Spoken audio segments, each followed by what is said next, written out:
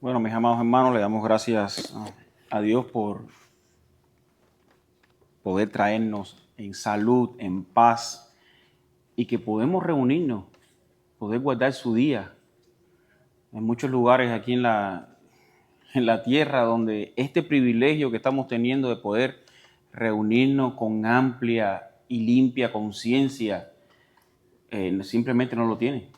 Están siendo perseguidos, siendo masacrados. Es realmente un privilegio. A veces nos adaptamos tanto en que esto se vuelve cotidiano. Bueno, voy a la iglesia, arranco mi carrito y llego aquí y todo paz y felicidad. Bueno, hermano, esto es bien preciado para muchos lugares. Para muchos lugares. Y antes de comenzar, bueno, empecé hablando de esto. Un viaje ahí por Radio Amistad, una emisora que me gusta mucho. Y estaban hablando de testimonio de una muchacha en África. Y ella decía que nosotros, los del lado acá de Latinoamérica, dice, ustedes no saben el privilegio que ustedes tienen de venir a congregarse. Dice, nosotros allá tenemos que simular que estamos celebrando un cumpleaños, inflar globos y todo, para dar a entender que estamos celebrando un cumpleaños y no que estamos celebrando un culto de adoración a Dios. Porque pueden venir y fácilmente somos arrestados, incluso hasta nos quitan la vida por el nombre de Jesús. Dice, ustedes vienen, entonces decía la muchacha que nosotros nos vestimos con ropas raras. Decía, pero yo sería capaz de vestirme con una de sus ropas raras por tal de alabar con limpia conciencia, con libertad a nuestro Salvador. Eso explicaba ella. Ese testimonio lo oí hace ya como 2 años y realmente me llamó mucho la atención. Debemos darle gracias a Dios por poder escuchar su palabra y poder deleitarnos en congregarnos. Hermano, vamos a comenzar con una oración pidiéndole a nuestro Dios su bendición. Padre, te damos gracias, Señor, porque todavía podemos congregarnos en toda piedad y honestidad, Señor, con toda libertad. Podemos confesar tu nombre, podemos alabar tu nombre, sin que nos convirtamos en mártires por tu nombre, Señor. Pero aún así, Dios mío, si ese momento llega, danos fe, danos valentía para enfrentar y aún poner nuestra vida por la causa de tu nombre, Señor. Oh Padre, te rogamos que la exposición de esta clase, Señor, tú la tomes y que sea de gran ayuda espiritual para cada uno de nosotros, Señor. En el nombre de tu Hijo amado Jesús te lo imploramos. Amén. Amén. Bueno, mis hermanos, la semana pasada habíamos concluido el tema del capítulo del matrimonio y habíamos visto que esto es una serie de eventos que podemos determinarlas como doctrinalmente que son instituciones divinas. Ya desde cuando vimos las autoridades civiles, vimos también el matrimonio y esta no se queda por alto. Esta también la podemos ver dentro de las instituciones divinas y es precisamente hoy comenzaremos el capítulo acerca de la iglesia. En nuestra confesión de fe, ese viene siendo el capítulo número 26. Y la semana pasada, como bien decíamos, habíamos acabado de estudiar el capítulo 26 del 25, acerca del matrimonio. Y como ya es común en la confesión bautista, vemos la linealidad de las enseñanzas y es precisamente el que nos toca estudiar hoy acerca de la futura iglesia, de la futura esposa de Cristo. Habíamos visto el matrimonio y aquí hoy estaremos estudiando de la futura esposa de Cristo, que es precisamente la iglesia. A lo largo, hermanos, de este capítulo vamos a estar viendo dos grandes divisiones con respecto a todo el capítulo. y es precisamente este capítulo va a estar dividido entre el primero y el cuarto párrafo, del 1 al 4, vamos a estar viendo la iglesia universal o iglesia católica, y ahí después vamos a entrar más en detalle.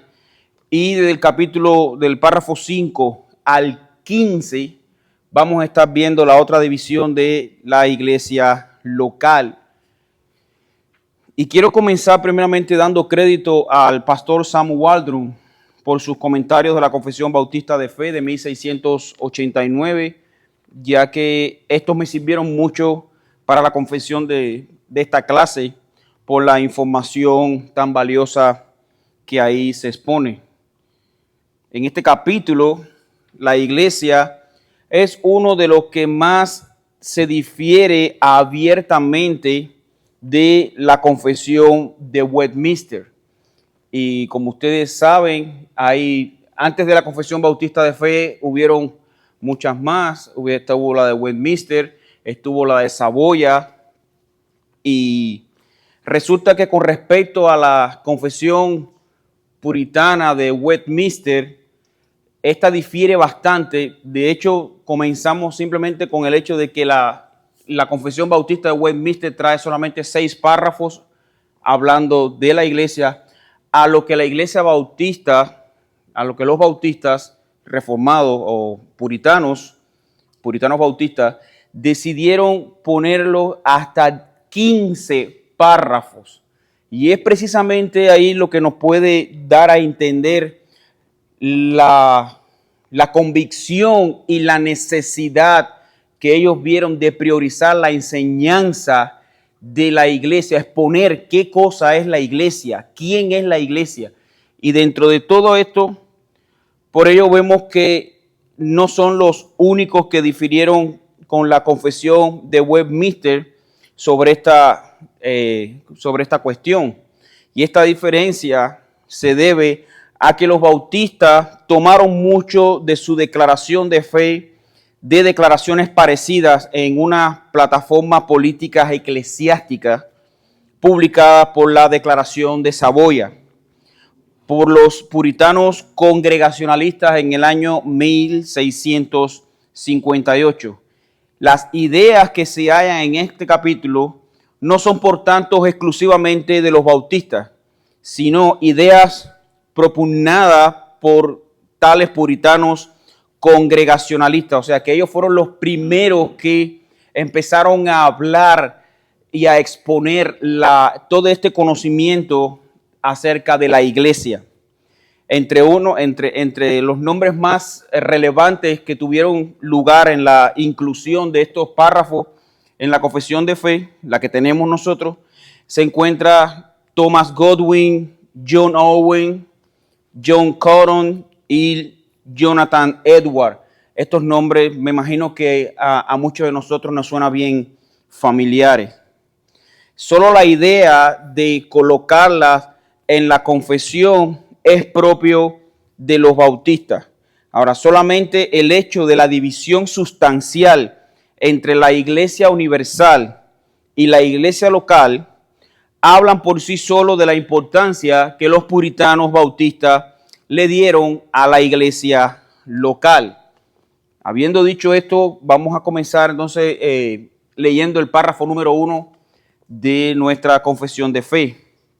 Y dice así el párrafo: la iglesia católica o universal, que con respecto a las obras internas del Espíritu y la verdad de la gracia pueden llamarse invisible, se compone del número completo de los elegidos que han sido, son o serán reunidos en uno bajo Cristo, su cabeza.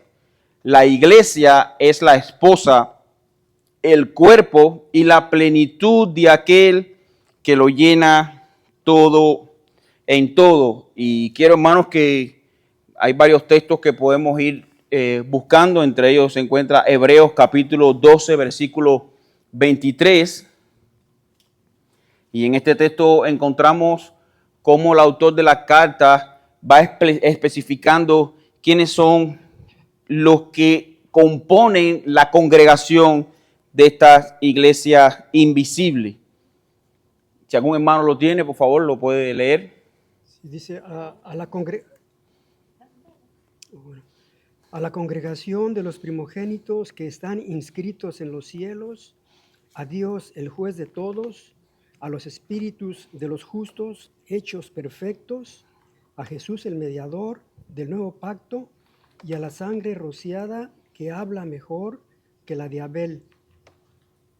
Ok, entonces ahí vemos cómo dice el texto que a quién está dirigida esta carta. Dice a la congregación de los primogénitos que están inscritos en los cielos. Y aquí hay una particularidad que se junta, y es precisamente que la iglesia universal está dividida como en dos. Está la iglesia invisible, y vamos a estar detallando más adelante por qué es invisible, pero también vemos que está también lo que es la iglesia visible.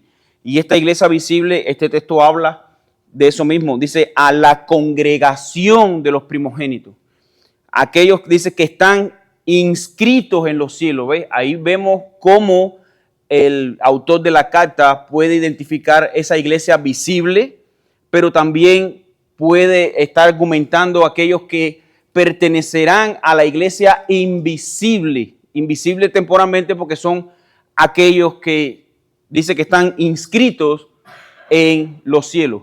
¿Y por qué se vuelve entonces este concepto de invisible?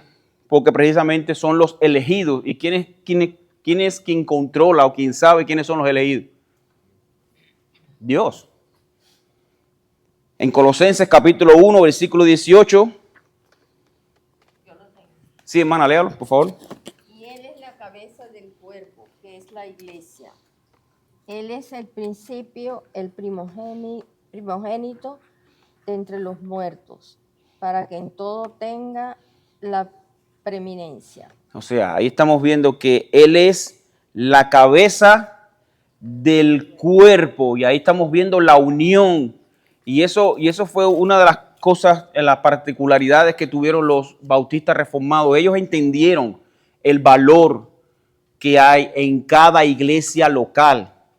Y a lo largo de todo este capítulo vamos a estar profundizando más en ello. Esto es simplemente lo que es la generalización.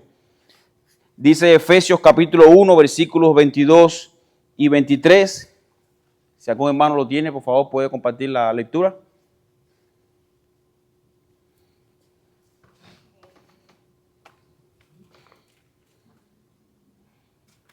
Y sometió todas las cosas bajo sus pies, y lo dio por cabeza sobre todas las cosas a la iglesia, la cual es su cuerpo, la plenitud de aquel que todo lo llena en todo.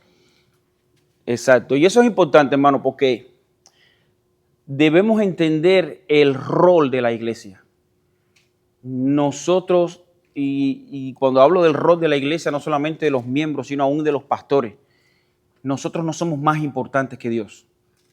Nosotros somos su esposa, pero no el deber como esposa instituido precisamente por Dios en el matrimonio. ¿Cuál es el deber de la esposa? Someterse a su esposo como ayuda idónea. Ahora, nosotros como iglesia, nosotros no necesitamos ayudar a Cristo, pero sí debemos someternos. Y en ese contexto es que el mismo Señor nos aclara a través de estos textos. El mismo apóstol Pablo le aclara a la iglesia. Dice que aquel que sometió todas las cosas bajo sus pies y la dio por cabeza sobre todas las cosas a la iglesia, pero la cual es ¿qué? Es su cuerpo. Cristo sigue siendo la cabeza de la iglesia. La plenitud, ¿quién es la plenitud? Cristo, de aquel que todo lo llena en todo. Y eso es bien importante, hermano. Muchas veces en otras congregaciones, otras iglesias, se autoproclaman tanto ser tan santas que prácticamente llegan a quitar la palabra de Dios y prácticamente a exponerse ellos como los más santos. Y ahí podemos ver varios ejemplos en en nuestra vida real, ¿no?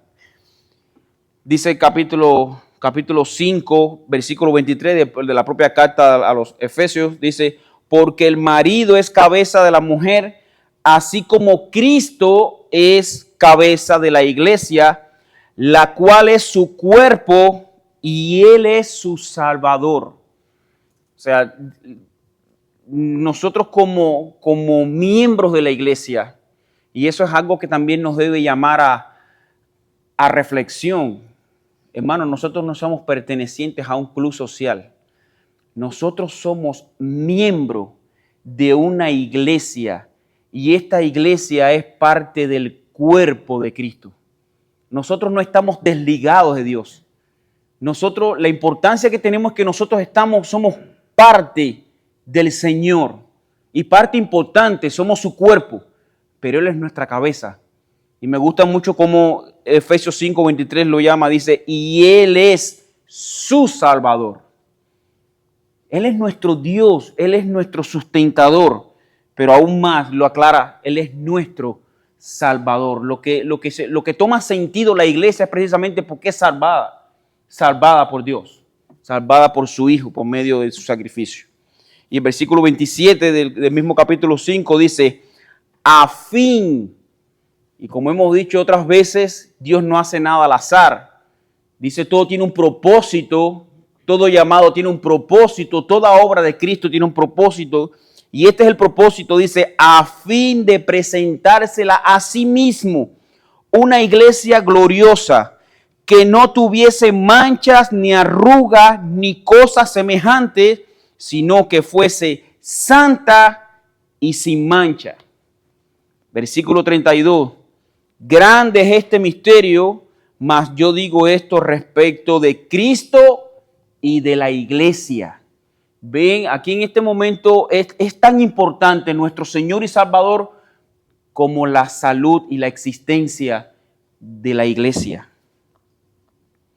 En este párrafo hay 3 palabras claves, hermanos, que nos deben llamar la atención.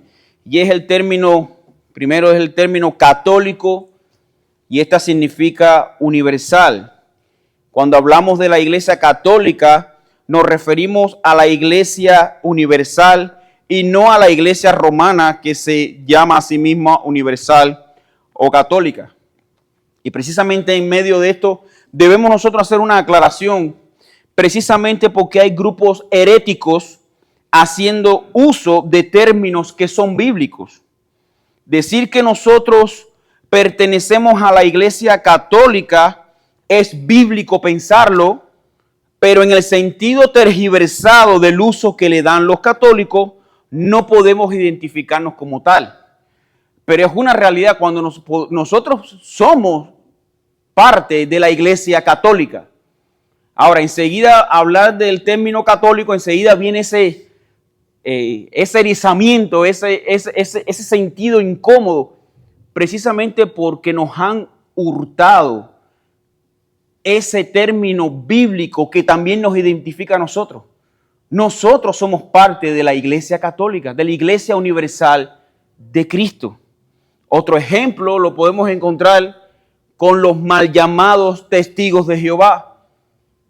Ahí ellos nos han robado ese término bíblico para identificarse como exclusivo, pero sin embargo nosotros somos los verdaderos testigos de Jehová, porque nosotros estamos dando testimonio de la obra de Cristo. Nosotros predicamos cada uno el evangelio de Cristo. Y cuando nosotros predicamos el evangelio de Cristo, ¿a quién estamos testificando? A Dios, a Jehová, a nuestro Salvador.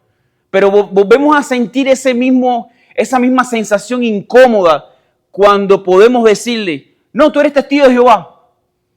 Y no sé si a alguno de ustedes le ha pasado cuando estás hablando de Dios acerca de alguien, enseguida viene esa persona incrédula y dice, este es otro testigo de Jehová. Y nos hace sentir incómodos.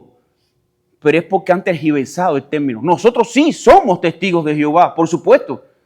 Dios nos ha llamado a qué. Dice, el Señor nos llamó de las tinieblas a su luz admirable. ¿Para qué? Para que anunciéis las virtudes de aquel que nos llamó de las tinieblas a su luz admirable. Dios nos llamó de las tinieblas. Dios es luz y no hay tinieblas en Él. ¿Para qué? para que testifiquemos de Él. O sea, ¿somos testigos de Jehová? Sí lo somos. Lo que pasa es que debemos aclararle, nosotros testificamos de Dios, no vivimos como los tales. Y entonces, de hecho, el término iglesia, cuando se refiere al término iglesia, en la palabra de Dios aparece un total de 115 veces. Y esta cantidad de veces, la gran mayoría de las veces que aparece, es haciéndose referencia a la iglesia local. Sin embargo, en el Nuevo Testamento habla también haciendo alusión, apuntando hacia la iglesia universal. Mateo 16, 18. Y esto es uno de los textos claves que tiene la mal llamada Iglesia Católica, que se ha cogido este texto como que ellos son los sucesores de Pedro, porque el Señor dijo que sobre Pedro está fundada la Iglesia Católica. Dice, yo también te digo, tú eres Pedro, y sobre esta roca edificaré mi iglesia. Las puertas del Hades no prevalecerán contra ella. O sea, aún en el Nuevo Testamento vemos cómo Dios apuntaba, hacía hincapié de que nosotros, todos los llamados, el final era ¿para qué? Para pertenecer a su iglesia universal. La iglesia, hermanos, es la expresión terrenal culminante del pueblo de Dios, pero se le puede afirmar como universal cuando se dice que es la esposa y el cuerpo de Cristo. O sea, en todo el Nuevo Testamento, cuando nosotros vemos la expresión y hablando de la iglesia y adjudicándola como el cuerpo y la esposa de Cristo, está apuntando a la iglesia universal.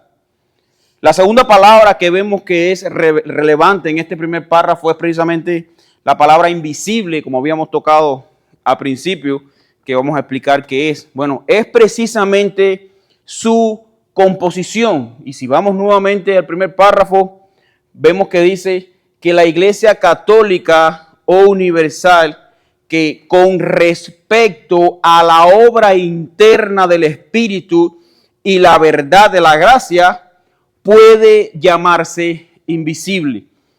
Bueno, entonces, ¿en qué término podemos decir que la iglesia es invisible? ¿En qué término podemos nosotros pensar en la iglesia como iglesia invisible? Bueno, podemos pensar así precisamente por la obra interna del Espíritu. Y no solamente en la iglesia, sino me estoy refiriendo ya particularmente a cada uno de los creyentes. En la iglesia, a lo mejor la iglesia local, podemos estar llenas de muchas personas, pero nosotros a lo mejor no vemos visiblemente quiénes son los llamados y quiénes son los reprobados.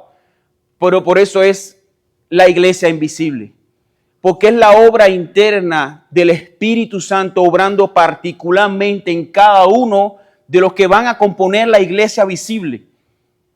Y es precisamente los elegidos.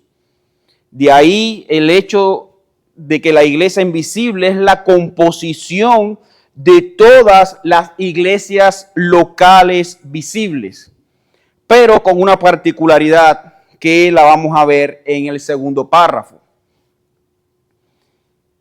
Y entonces la tercera palabra, que es la que nos llama también mucho la atención, es precisamente la palabra elegidos.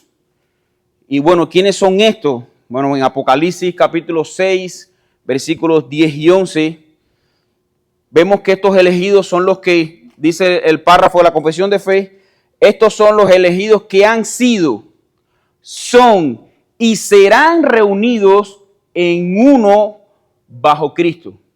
Y aquí nos salta una pregunta, ya en este siglo XXI, ¿ya está lista la iglesia invisible? ¿Ya está completa la iglesia universal?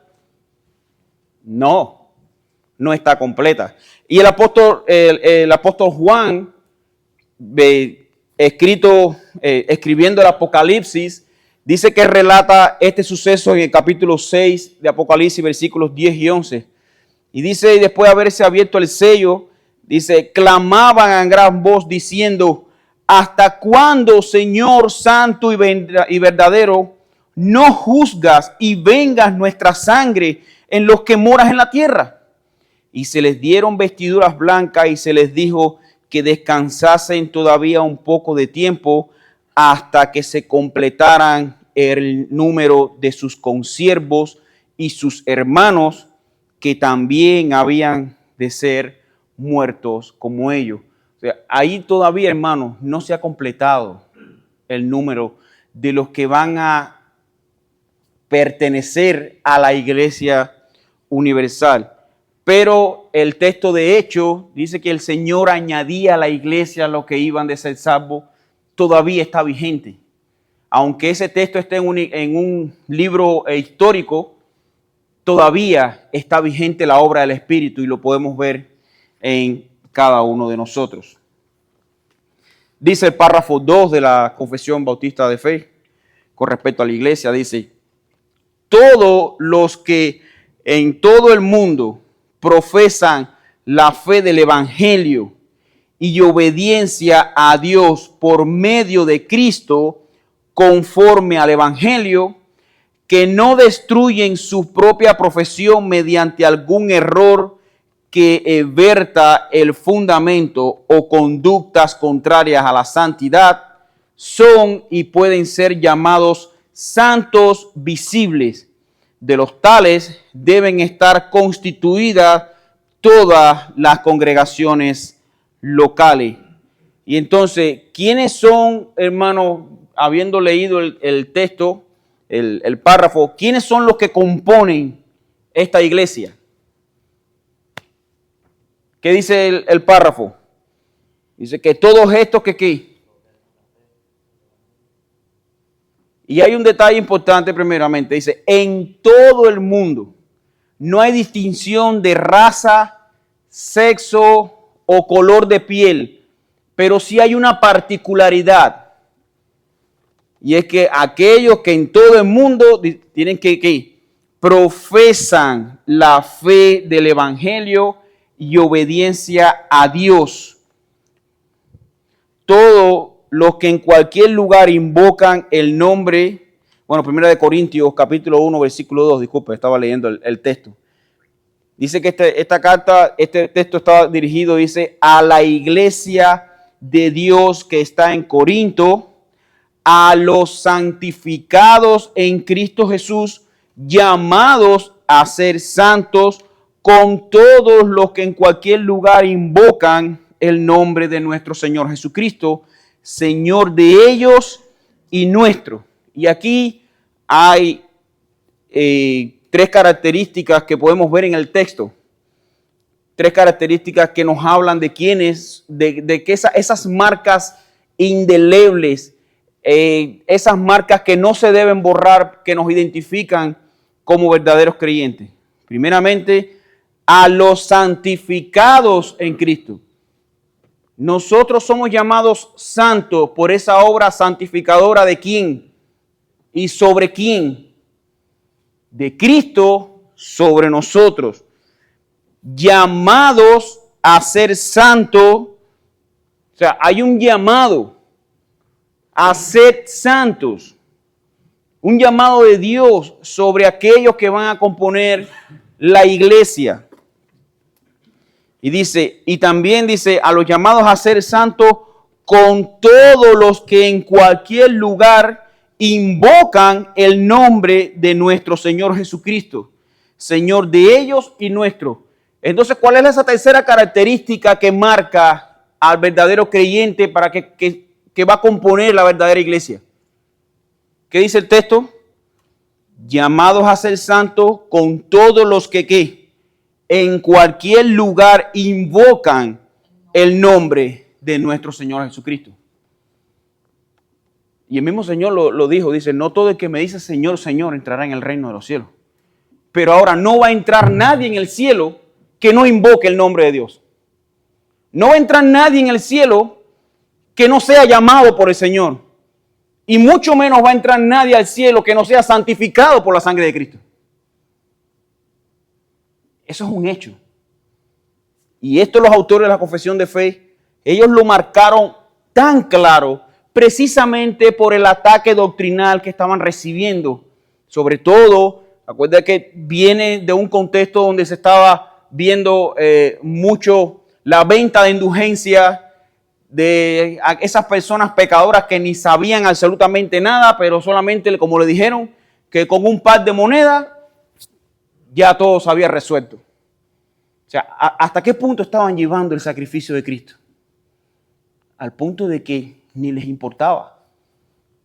Y en medio, y eso es parte de la reforma, eso es parte fundamental por lo que tuvo que venir la reforma, porque estaban acabando con la fe cristiana. Y precisamente era la iglesia, la mal llamada católica, que era la que estaba vendiendo todas estas cosas.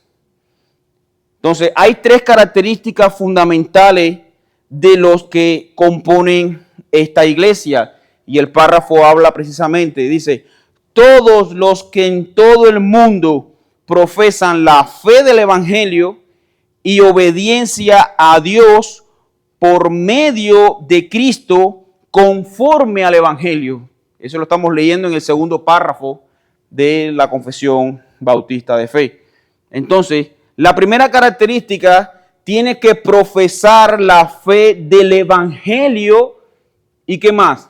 ¿Qué dice el párrafo? ¿Todos tienen la confesión de fe? Sí, porque me gustaría, hermano, ¿verdad?, que hubiera más participación. No quiero que sea un monólogo. Quiero entre todos. ¿Qué dice el texto? ¿Qué dice el párrafo? Dice, todos los que en qué? En todo el mundo profesan la fe del evangelio y obediencia a Dios por medio de Cristo conforme al evangelio. Entonces aquí vemos estas tres características. Todo el mundo que profese la fe del evangelio. Lo segundo es creer en Cristo como Señor y único Salvador, perdonador de sus pecados. Y quiero que busquemos en Hechos capítulo 11, versículos 26. Y aquí había una característica que estaba sucediendo en la iglesia. Dice que Hechos 11, versículo 26.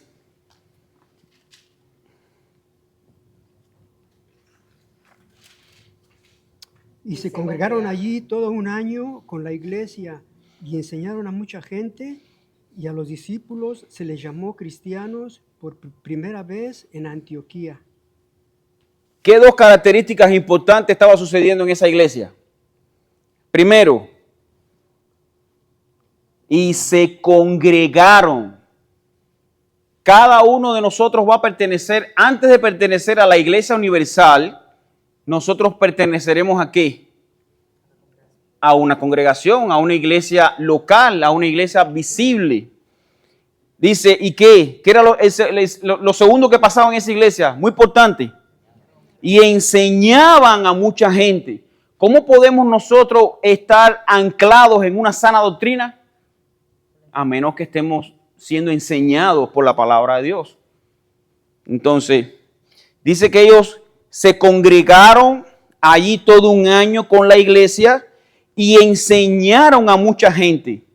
Y ahí entonces fue que por primera vez se le llamó cristianos a los creyentes en Antioquía.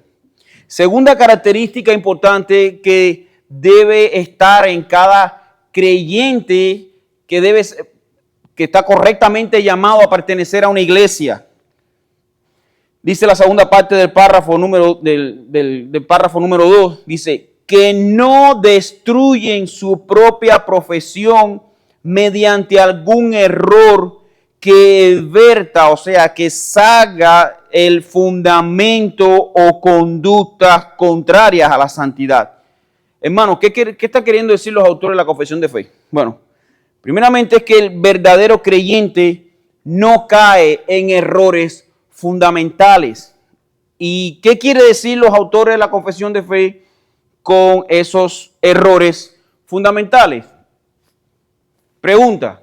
Yo Sí. creo que tiene que ver con que, o sea, que el evangelio sea predicado correctamente, que tengan bien claro en que Cristo vino a este mundo a morir por nuestros pecados, que resucitó y resucitaremos con él. Creo que esos son errores fundamentales que no deben ser.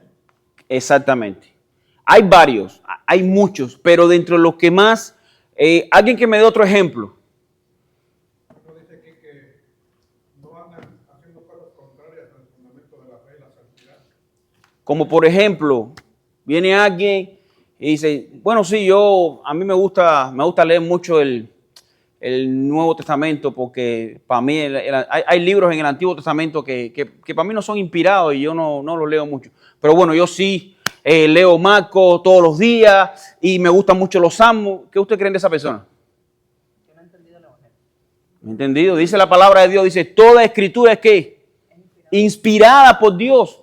Y hermanos, tenemos iglesias en estos momentos que hacen distinciones entre libros de la Biblia. Hasta el punto que dice que ellos no lo leen porque ellos no creen de que ese libro sea inspirado, de que eso es parte de una novela o una fábula. Y para muestra un botón, hay muchas iglesias que creen que el libro de Job en estos momentos es un libro que dice que es una fábula, que no lo creen. O sea, hasta qué punto ha llegado. Y por eso son errores fundamentales que pueden hasta dividir la iglesia. Ahora, nosotros como creyentes debemos identificarnos que nosotros no hay una iglesia perfecta bajo el sol, pero hay un estándar que nos debe identificar como iglesias de Cristo. Y esta, lo que decía la hermana, es uno de ellos. Precisamente conocer que Jesús es Dios. Hay mucha gente que te dice, no, Jesús es el Hijo de Dios. No, él no es Dios. Y hay otras religiones que dicen que él es el arcángel Miguel. O sea, estamos viendo que ya cuando tú estás conversando con ciertas personas que te pueden decir que el Espíritu Santo es la fuerza activa de Dios, que no es algo que Dios usa. Que eso no es una persona. El Espíritu Santo mucho menos es Dios. Él es la tercera persona. Pero eso, ¿cómo nosotros podemos combatir con eso? Escudriñando la Escritura. No es solamente dando veracidad y poniéndole cuño de verdadero porque lo enseñamos en la iglesia. No, tenemos que darle cuño cuando abramos nuestras Biblias y encontremos esas verdades escriturales. Isaías 9 es un hecho de eso que está diciendo. Desde el Antiguo Testamento, cuando anuncia que vendría el Mesías, que nacería de una virgen, dice que es Dios, admirable, consejero, Padre eterno, príncipe de paz, todas esas cosas. ¿Por qué se conocían los cristianos de Berea? Porque todo lo que decía Pablo, ¿ellos qué? Ok, sí, estás hablando de lo correcto, aquí lo dice. O sea, hermano, esa especie de cristiano no debe abolirse. Nosotros debemos estar afirmados en la fe. No porque lo diga quien lo diga. Puede pararse aquí quien se pare aquí. Que el hecho que lo diga, no, lo dijo el pastor fulano. No. Lo dice la Biblia. Ok, ahora sí lo creo. Errores como que también la Biblia tiene algunos errores. No es congruente en todo, porque imagínate, la Biblia la escribieron ¿quiénes?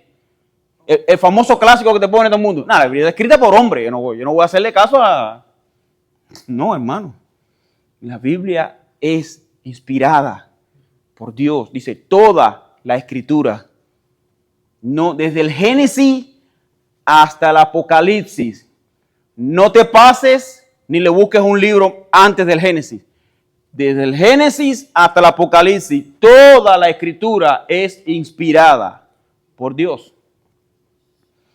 Romanos capítulo 3, versículo 1 al 7. ¿Quién me lo busca? Uno de los juegos que más me gustaba cuando yo era joven en la iglesia era la búsqueda de textos bíblicos. Me encantaba eso. Dice Romanos capítulo 1, versículo 7. Pero si por mi mentira la verdad de Dios abundó para su gloria, ¿por qué aún soy juzgado como pecador? Creo que copié mal el texto. Espérate. Romanos capítulo 1, versículo 7. A todos los que están Ahora sí. amados de Dios, llamados a ser santos, gracia y del Señor Jesucristo. Dos características. Amados de Dios. ¿Y qué? Y llamados a ser santos. Hermano, la santidad en el creyente no solamente nos identifica como miembros de la iglesia visible, sino que nos identifica como amados de Dios. Nosotros debemos anhelar la santidad. Y van a haber momentos a lo mejor que tú no quieras ni leer la Biblia. Mi hermano, fuérzate a leer la Escritura. A lo mejor no estás haciendo hipócrita. Cuando tú no tienes ganas de orar y te arrodillas, no estás siendo hipócrita. Estás siendo un verdadero creyente. Estás haciendo lo que Dios quiere que tú hagas. Tú no vas a esperar a que tu corazón se sienta contento con Dios. Hoy tengo ganas de orar. Eso no va a pasar. Eso no va a pasar. ¿Tú sabes quién espera eso? A los que están allá afuera. Que dicen, no, yo tengo que cambiar. Yo ahora cuando cambie, yo voy a empezar a ir a la iglesia. No, eso no va a pasar. Cristo, ¿cómo llamaba a las personas? Vengan, como estén. El hecho que Cristo te llame como tú estés no es para dejarte como tú estás. La obra de Cristo está, ven como estás. Dice, yo no he venido a llamar a sano, sino a qué? A enfermo. Ven enfermo. Pero ven a Cristo. Es aquí, la iglesia es un hospital para enfermos espirituales. Pero nosotros nos enteramos que estamos enfermos ya cuando nos resucitaron. Sí, hermano, dígame. Yo quería agregar algo, es importante que como iglesia nosotros entendamos también, ¿no? Y es un error que hay a veces entre la comunidad cristiana, es entender que Cristo es quien protege y guarda esta iglesia. Entender que nosotros somos miembros de esta iglesia universal, de que Él es quien congrega, protege y preserva para sí mismo una comunidad elegida para vida eterna y unida a la verdadera fe. Y de esta comunidad yo soy y siempre seré un miembro vivo. Quiere decir que cuando habla de un miembro vivo es que siempre participemos en estas comunidades con nuestros dones, con los dones que Dios nos ha dado, los pongamos en práctica en estas comunidades locales y bueno, y pertenecientes a esta iglesia universal. Y a veces esto como que los cristianos no entienden y me cometen estos errores de decir, bueno, yo pertenezco a la iglesia, pero ¿qué debo de hacer yo en esta iglesia? ¿Cómo participo? ¿Qué hago? Y normalmente a veces vemos estos errores, ¿no? Que las personas no entienden y entender de que Dios es quien nos preserva hasta el final. Exacto. Y eso nos da confianza y tranquilidad de saber de que hay un Dios que es quien nos guarda hasta el final, a esta comunidad elegida desde el principio. Por eso es que otro error que creen muchas iglesias es en la pérdida de la salvación. Hermano, eso es muy común, tan común que eso... No, mi hermano, nosotros no la perdemos porque no está en nosotros, está en las manos de Dios. Dice, Dios nos ha preservado. Cuando Dios pidió por nosotros, dice, como dice el texto, dice, Padre, los que tú me has dado, ¿quién se los arrebatará a la mano? Nadie. A los que me diste, dice, nadie me los arrebatará de mi mano. Ninguno de los que me diste se perdió. Solo el hijo de perdición. ¿Para que qué? Para que las escrituras se cumpliesen. Mi hermano, tú y yo estamos en las manos de Dios. Tú y yo pertenecemos a esta iglesia visible. Aunque nosotros, el movimiento del Espíritu en nuestros corazones, en nuestra alma, sea diferente en uno que en el otro, pero te va a llevar al mismo lugar. Y es precisamente a qué? A pertenecer a la iglesia universal, a ser el cuerpo de la esposa de Cristo. Dice la segunda parte, la última oración de las características de estos que pertenecen a la iglesia, dice que estos son y pueden ser llamados santos visibles. Y dice, y de los tales deben estar constituidas las congregaciones locales. Hermanos míos, no existen llaneros solitarios. No te creas cristiano que está bien, no, pero yo me voy a quedar en mi casa viendo el culto por YouTube, pero no, yo no. No, mi hermano, Dios nos ha llamado, vemos que una y otra vez hace énfasis en ¿qué? Congregación. Ven a la iglesia, ven a la reunión de los santos. No es para que esté bajo el techo con aire acondicionado y pantallitas bonitas. No, reúnete. Porque somos enfermos que necesitamos del mismo doctor. Nosotros no somos hipócritas que estamos aquí, como dice el mundo. Yo no voy a la iglesia porque hay una pila hipócrita. Pero como dice otro pastor, bienvenido, cabe uno más. No, no somos hipócritas. Somos personas que nos hemos sincerado por nuestros pecados y que hemos entendido que solo Él nos puede librar. Pero ¿dónde dice la palabra que esas maravillas suceden? Cuando estamos congregados, dice que el Señor, dice, es ahí donde envía ¿qué? Bendición y vida eterna. No pretendas vivir lejos de Cristo. No pretendas vivir lejos de la iglesia y creerte que estás en Cristo. No, ven y congrégate. Ven a esta iglesia, a la universal. Ven a tu iglesia local. Tú eres un miembro rescatado por Cristo. Cristo pagó tu espacio en el banco con su sudor y con su sangre derramada en la cruz. Ese fue el costo que Cristo pagó para que tú y yo estuviéramos hoy aquí, para que alabemos a Dios. No es el templo, no es el banco, no es la liturgia del culto, no. Es Cristo lo que te debe hacer venir. Aunque no quieras, ven. Aunque no quieras. ¿Qué es lo que vio el profeta que era tan engañoso? Nuestro corazón. Nuestro corazón muchas veces te va a quitar las ganas de venir. Nuestro corazón nunca va a estar acorde con lo que tú deseas acercarte a Dios. Nunca. Si tú esperas a que tu corazón esté contento para venir a la iglesia, no, va a haber telaraña en tu espacio. Porque tu corazón no quiere acercarse a Dios. La carne y el espíritu, que dice que está en ¿qué? Lucha constante. En enemistad. Crónico. Eso no se cura. Mientras que estés en este presente siglo malo.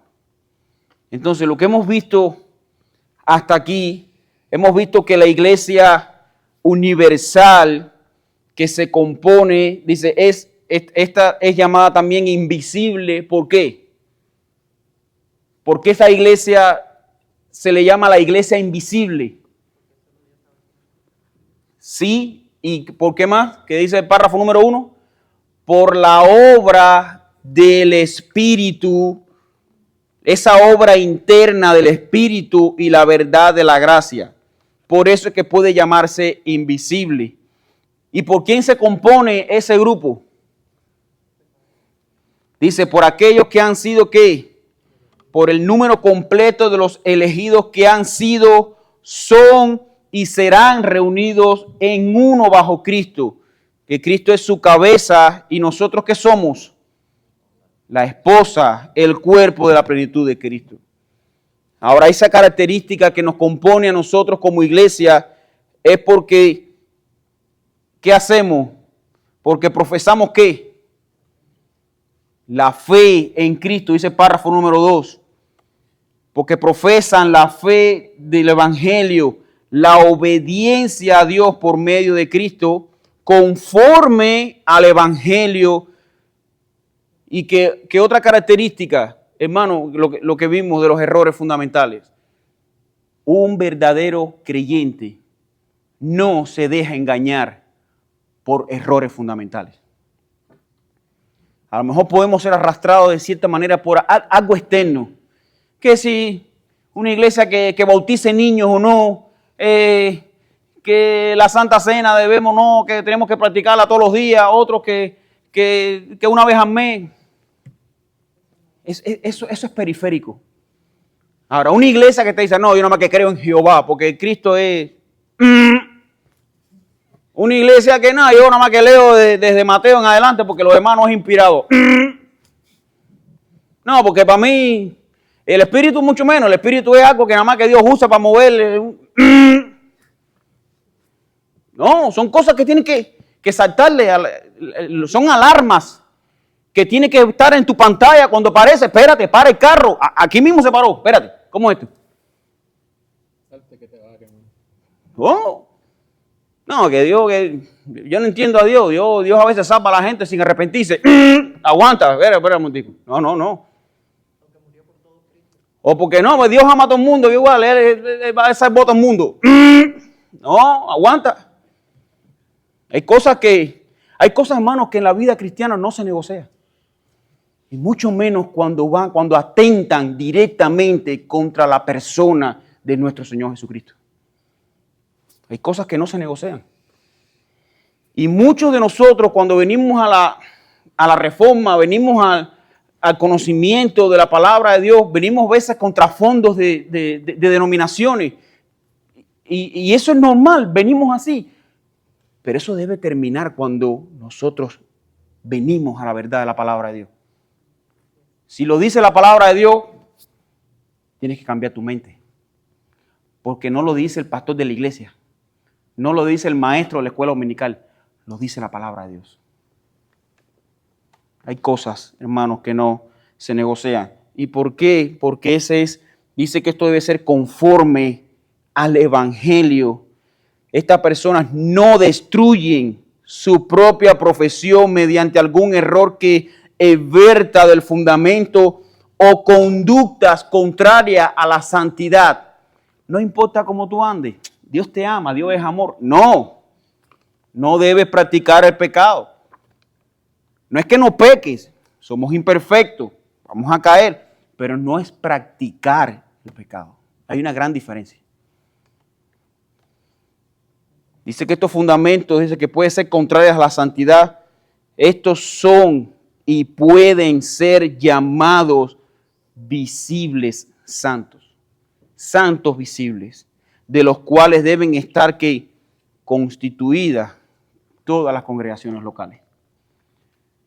Bueno, mis hermanos, hasta aquí vamos a hacer una pausa. Continuaremos Dios mediante la semana próxima. Si alguien tiene un comentario, pregunta, ¿sí, hermano?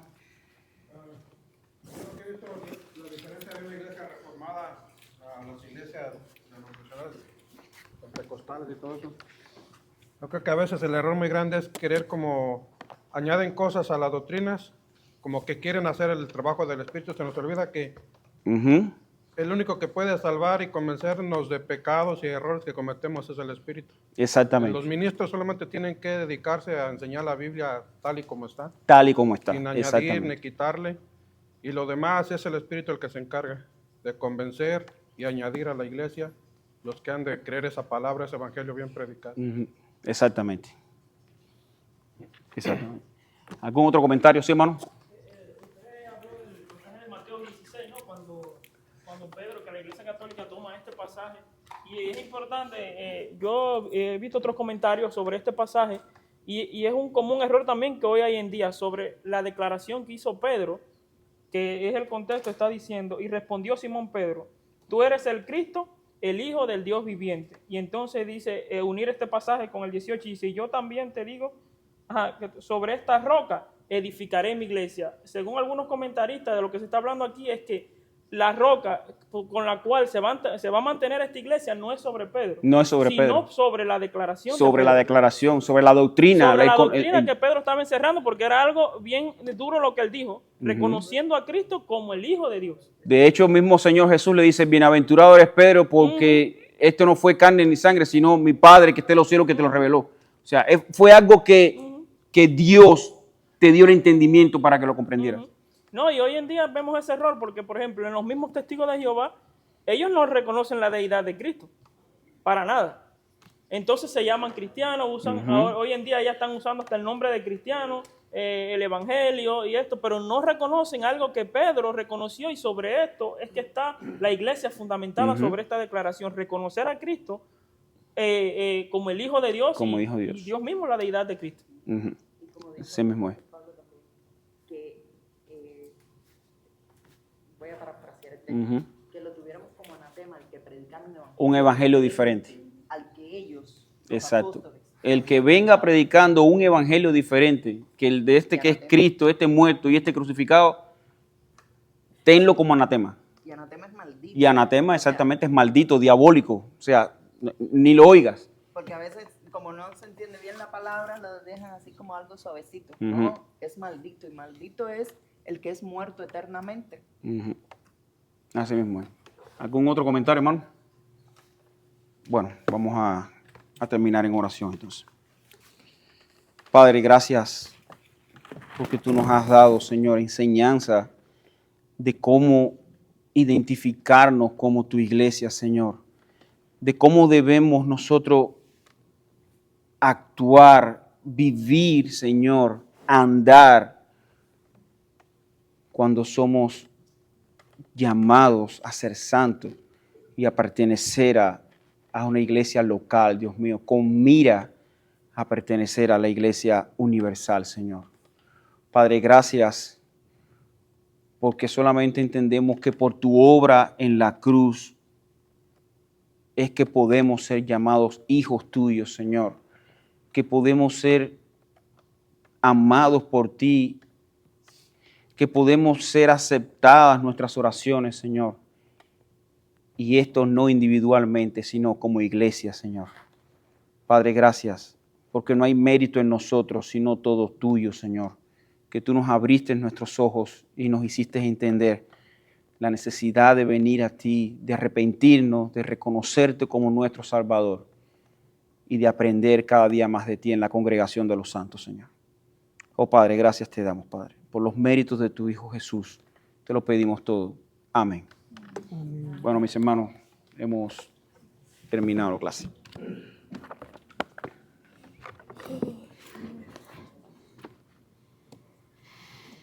Sí, ya.